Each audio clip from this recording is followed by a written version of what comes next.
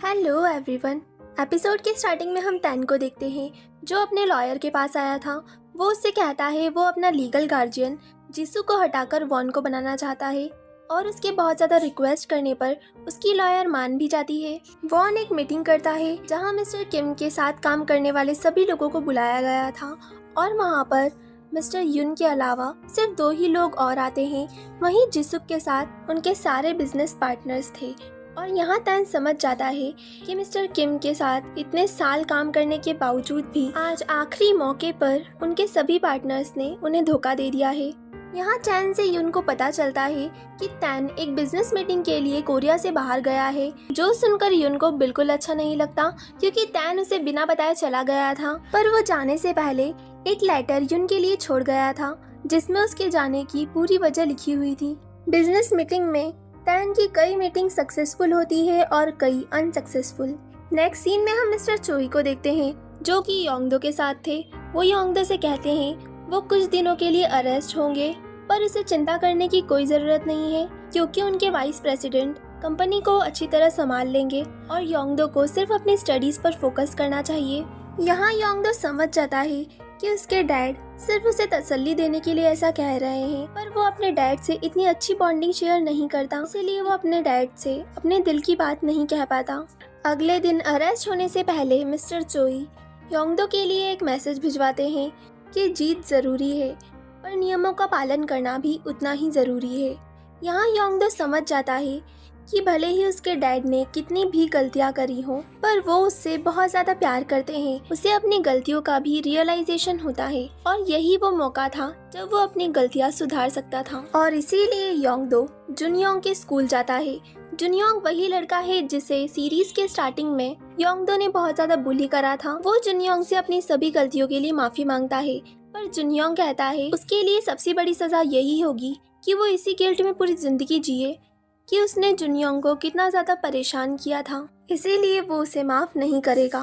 उसके बाद योंगदो उसी रेस्टोरेंट में आता है जहाँ का कार्ड उसे उस लेडी ने दिया था। वो उसी की मॉम का रेस्टोरेंट था पर उसकी माँ उसे देख पाती उससे पहले योंगदो छुप जाता है। शायद उसमें अपनी माँ को फेस कर पाने की हिम्मत अभी तक नहीं आई थी। अब तैन भी बिजनेस ट्रिप से वापस आ चुका था। तैन और वॉन दोनों ही मिस्टर किम के घर में शिफ्ट हो जाते हैं। वॉन तैन को मिस्टर चोई के बारे में बताता है और उसे कहता है उसे योंगदो से मिलना चाहिए। वो वॉन से कहता है वो मिस्टर चोई के साथ पार्टनरशिप ना तोड़े, जिस पर वॉन कहता है जब तक वो सीईओ है तब तक तो कोई बात नहीं है, वो ऐसा कुछ नहीं करेगा, पर अगर ये राइट्स जिसुक के पास चले गए तो उसका कोई भरोसा नहीं है। तैन योंगदो से मिलने आता है जहाँ योंगदो उससे अपनी करी हुई सभी गलतियों के लिए माफ़ी मांगता है। तैन उसे कहता तो कुछ नहीं पर मन ही मन उसने उसे कब से माफ कर दिया था। योंगदो अपना काम कर रहा था बर्तन धोने का, तभी उसके हाथ पर एक कट लग जाता है पर वो उसका इलाज नहीं करता। फिर वो उसी बाइक शॉप पर जाता है जहां उसने पहली बार युन को देखा था, पर वो आज यहाँ कोई बाइक खरीदने नहीं आया था बल्कि हेलमेट खरीदने आया था। यहाँ हम देख सकते हैं कि योंगदो को अब जिंदगी की कीमत समझ में आ चुकी है। तभी योंगदो वहाँ एक डिलीवरी गर्ल को देखता है जिसे देखकर उसे युन की याद आती है और वो युन का दिया हुआ बैंडेज निकालकर अपनी चोट पर लगा देता है। इसका मतलब ये था कि अब वो युन पर गिव अप करने के लिए तैयार है।